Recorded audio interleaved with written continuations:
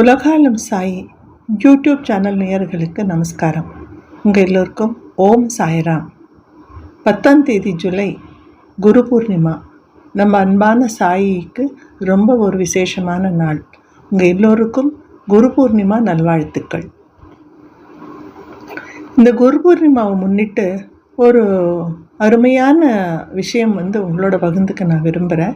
இது எனக்கு ரொம்ப பிடித்தமான செய்தி. நான் இது பாபாவோட அருளால் கலெக்ட் பண்ணி வச்சுருந்தேன் இந்த இன்ஃபர்மேஷன். ஸோ இந்த குரு பூர்ணிமா அன்னைக்கு முன்னிட்டு இது எல்லாரோட நான் பகிர்ந்துக்கிறது. ஏன்னா இந்த விஷயம் பல பேருக்கு ஒரு மனசில் ஒரு கேள்வியாக சந்தேகமாக இருந்திருக்கு.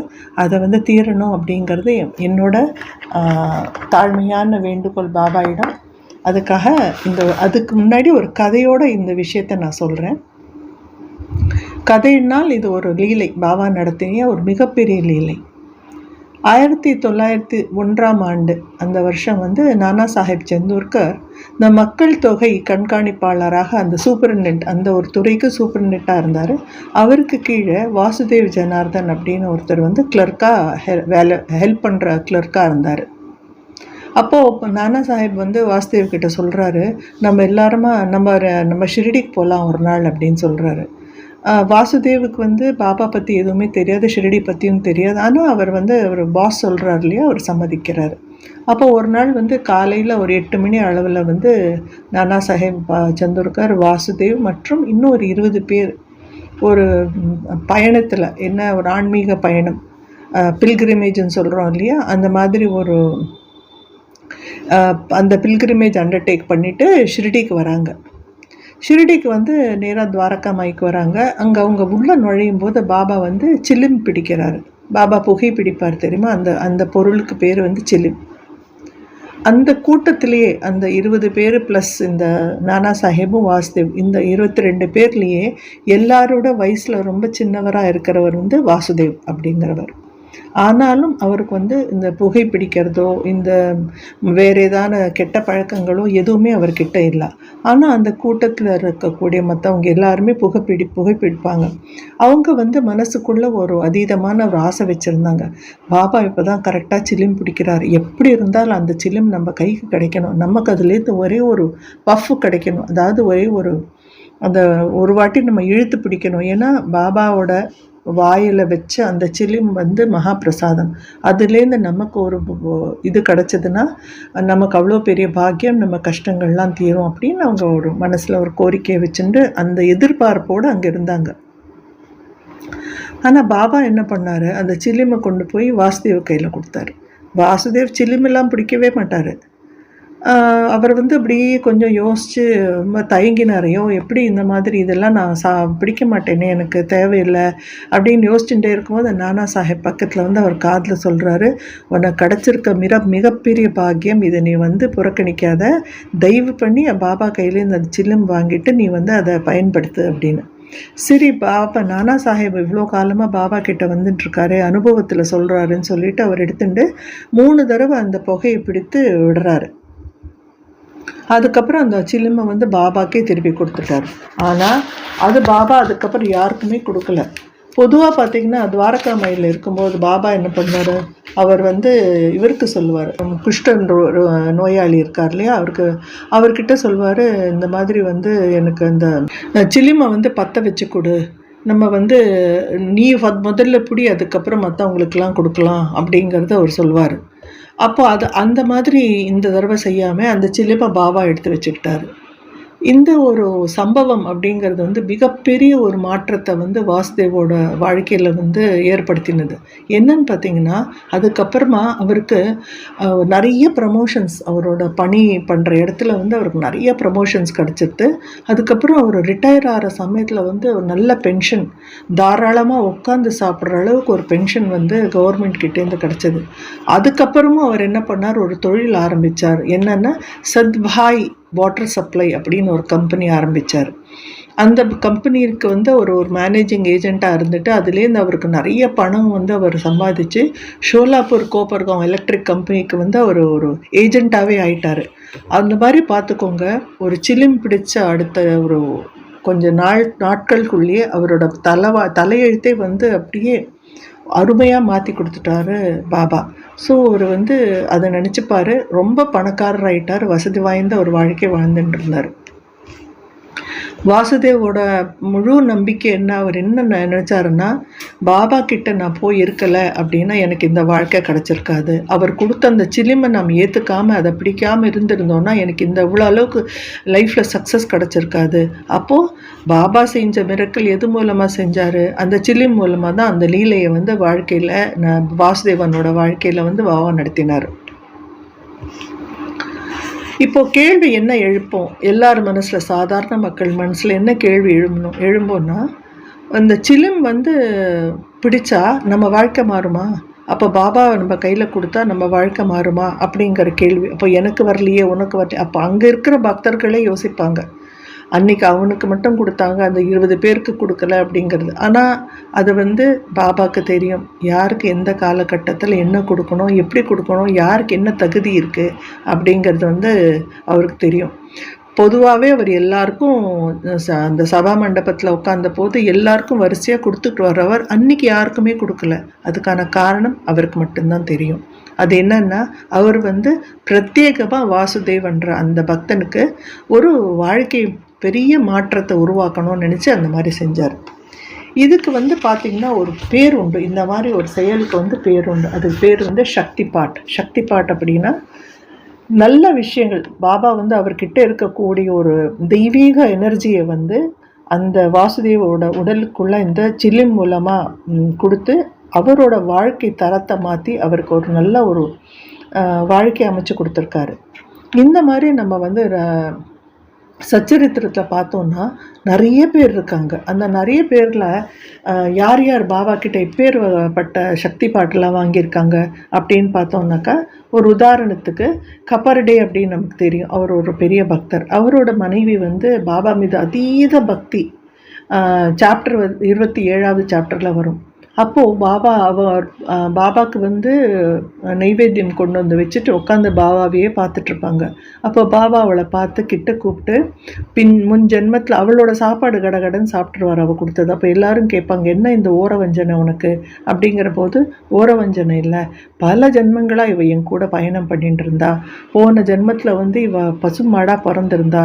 அப்போது வந்து எனக்கு வந்து டச் இல்லாமல் போயிடுத்து, திருப்பி என்கிட்ட வந்து சேர்ந்துருக்கா. அந்த பாசத்தினால அவள் கொடுத்த சாப்பாடனா அன்பாக சாப்பிட்றேன் அப்படின்னு சொல்லிட்டு அவகிட்ட சொல்வா, உன்னோட நல்ல சுபாவம், உன்னோட அன்பான குணத்தை மாற்றிக்காத, நீ சத்கதி அடையணும் அப்படின்னா ராஜாராம் ராஜாராம் அப்படின்ட்டு தினம் உச்சரிச்சுட்டே இரு, உனக்கு நல்ல ஒரு சத்கதி கிடைக்கும் அப்படின்னு சொல்கிறாரு. இது அவளுக்கு கொடுத்துருக்குற சக்தி பாட்டு.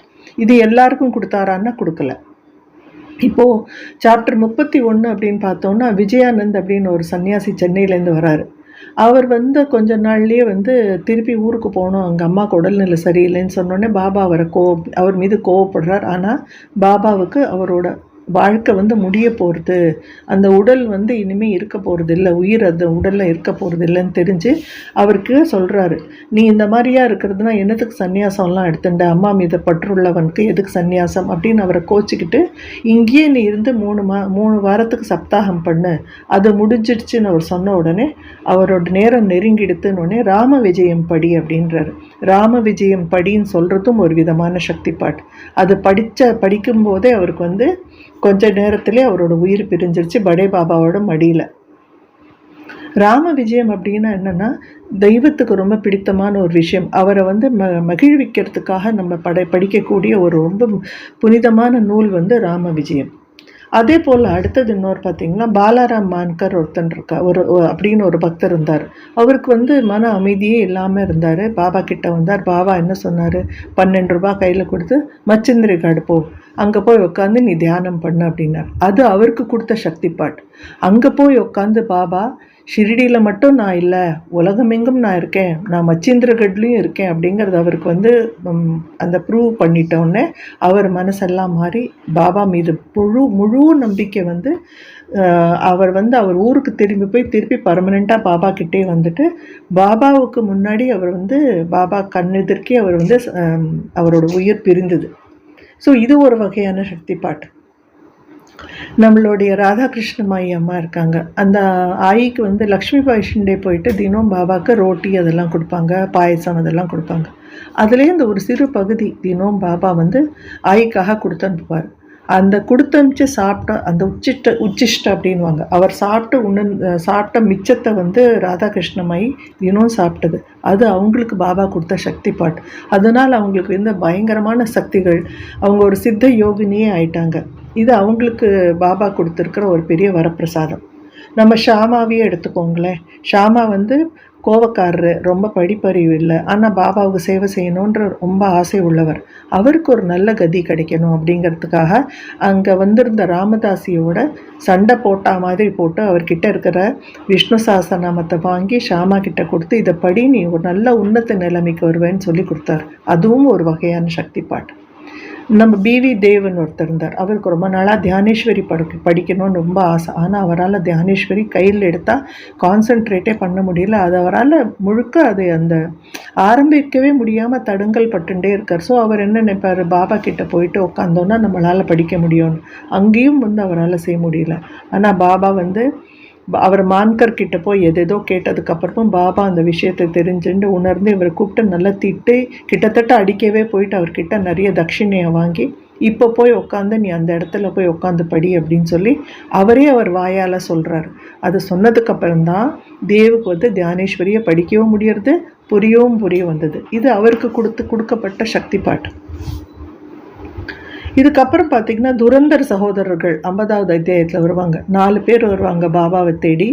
நீங்கள் இத்தனை ஜென்மங்களோட என்னோட இணைந்திருக்கீங்க, நீங்கள் வரப்போகிறீங்கன்னு எனக்கு எல்லாமே தெரியும்னு சொல்லிட்டு அந்த அந்த 4 சகோதரரில் மூத்தவர்கிட்ட வந்து சில்லிம் கொடுத்து நீ புகைப்பிடின்னா அவர் புகைப்பிடிக்க மாட்டார்.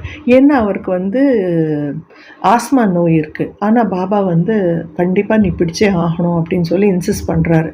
அவர் வந்து பாபா வார்த்தையை மீற முடியாத ஒரு சூழ்நிலையில் புகைப்பிடிக்கிறார். ஆச்சரியத்துலேயும் ஆச்சரியம், அவரோட ஆஸ்மா நோய் அவரை விட்டு போயிடுறது. ஸோ இந்த மாதிரி பாபா வந்து ஒரு பக்தனோட வாழ்க்கையை நினச்சி பார்த்து அவருக்கு எல்லாம் தெரியும். திரிகால கியானி அப்படின்னா பழசு புதுசு நடுவில் நடக்க போகிறது, இப்போ இருக்கிற சூழ்நிலை நடந்தது எல்லாமே அவருக்கு தெரியும். அப்போது ஒவ்வொருத்தருக்கு என்னென்ன வகையில் அவங்கள வந்து சத்கதி கொடுக்கறதுக்கான வந்து நம்ம என்ன டூல் யூஸ் பண்ணணும் அப்படிங்கிறது பாபா கரெக்டாக யூஸ் பண்ணி கொடுத்தாரு.